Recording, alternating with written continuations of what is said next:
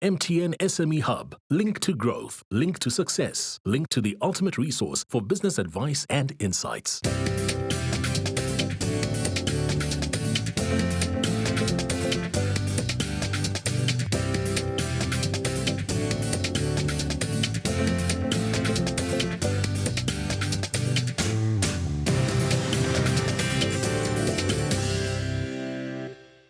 Welcome to the Big Small Business Show, the show for all our wonderful entrepreneurs out there. And in studio with us today, we've got Nellie Lester. She's the Managing Director of WS & Company. And last week, we had the pleasure of her in studio where she spoke to us about our personal development, our personal leadership as entrepreneurs.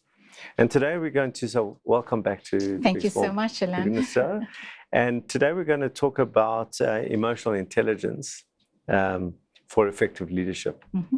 You know, I was in a meeting today, and there was a debate going on between two managers, and they were talking about how they manage their staff achieving certain things. Mm-hmm. And the debate was, and this is going to be a weird angle to start off with, is that when we are too emotionally intelligent. Mm-hmm. And the problem is that we are so concerned about the other person's feelings that the business suffers. Mm-hmm. Okay. Mm-hmm. So we're all about, well, you know, about reading what's going on, but the business suffers. Mm-hmm. So today when we're talking, I'm going to mix it up a bit because I'm going to try and bring the business angle in terms of the positives of emotional intelligence, mm-hmm. okay, in terms of propelling a business forward, and the negatives, mm-hmm. if there are any. As per the debate today, it's quite opportune that I had that debate today. So let's start off by defining what is emotional intelligence. Emotional intelligence, in our view as WS & Co, is really being, again, aware, you know, of emotions. And emotions, you've started referring to them as being feelings, you know, and feelings often people think about as, you know, the soft issues, you know, the empathetical person, you know, the good listener, you know, and all of those, all of which are important and parts of our being. But it's when those emotions become, you know, kind of detrimental to us that we don't use it for good. Mm-hmm. You know, that it becomes a challenge. So, for example, in the context where you were talking about of saying sometimes the emotions, you know, kind of highlighted at the expense of the business. So you're being empathetic, you know, you're the listening one. People come to cry at your corner, but that means that work is not being done. And I would imagine that in a context of business, you know, for anybody who's leading in a business context is to be able to balance those, you know, that in as much as you're applying your emotional, you know, intelligence, you're using that to the benefit of your team.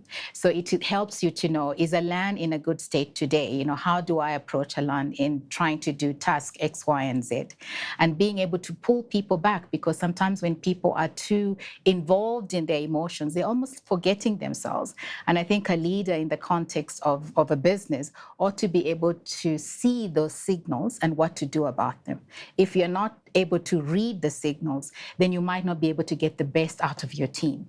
So if you know your team well enough, you're able to say, so-and-so, you know, kind of is wallowing today. Something is going on that we don't know about, you know, that I might need to find out. It's bring that to their attention, but maybe take them aside or separately to get much more detail of what it is that they're dealing with.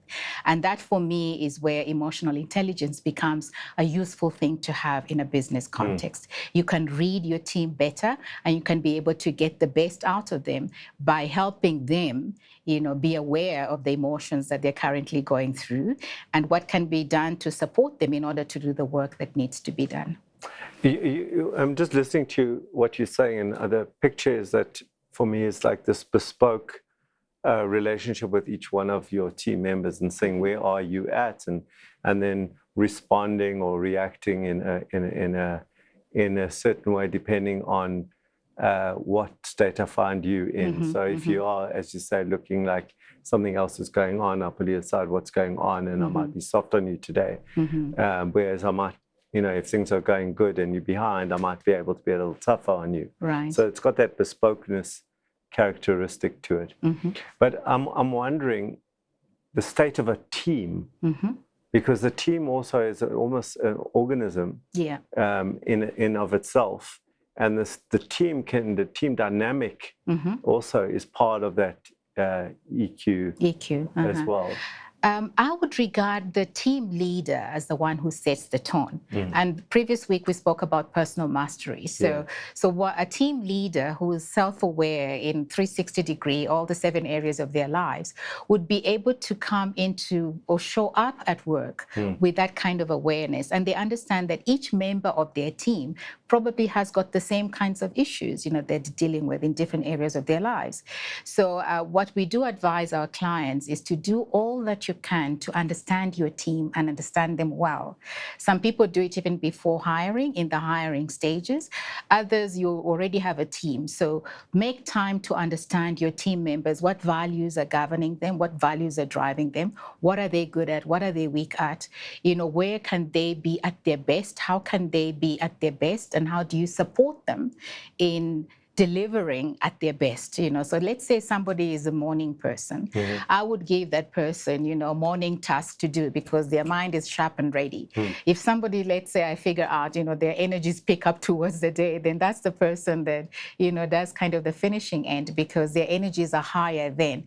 So as a leader, understanding your team can help you get the best out of them for the business. So you're using their strengths in order to support the tasks that are being required of at hand. And emotional intelligence is getting that sense of the being, the human being that you're operating with. They're not machines. You can't pre-program and say, do this at this hour. They change, they're amorphous in some ways. So being aware, of those changes in personality or changes in energy levels or changes in concentration could help you govern your team better and therefore be able to get the best out of them for the business. We're going to take a break now. When we come back, we're going to continue our conversation with Nellie Lester, Managing Director of WS & Company. Stay tuned.